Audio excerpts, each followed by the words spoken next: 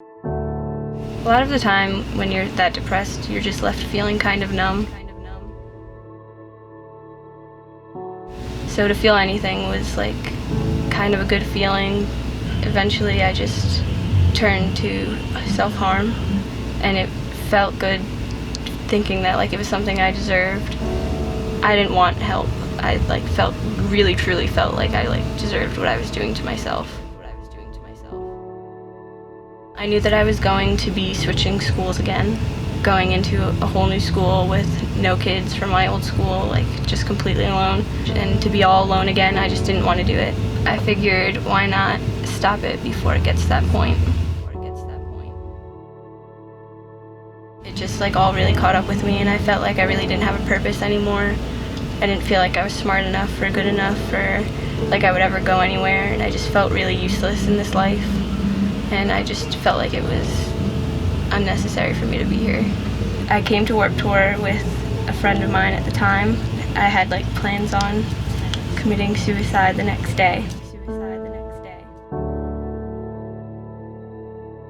And Nate came up to me and said, "How is your day going? I care about you."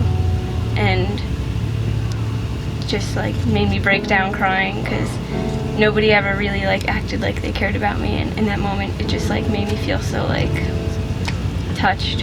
And I was just crying, and I sat down, and he talked to my friend, and she like explained what was going on with me, but like they didn't know of my plans for the next day. And I entered the raffle for the snare drum. We had like a group hug, and I carried on with my day.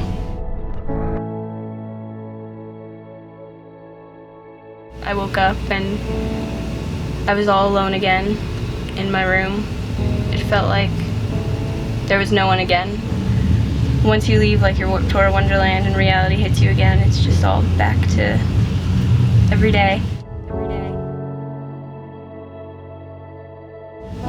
For some reason I checked my phone and I saw that I had an email from someone named Nate Hilbert, and when I clicked on it, it was Nate explaining that he went through the raffle until he found my email address because I touched him so much and he felt that he needed to reach out to me. And so in the morning, for him to reach out like that, it like blew my mind that someone cared that much about me. Like, I had never been like shown that much love and compassion. I was so shocked that I didn't even reply.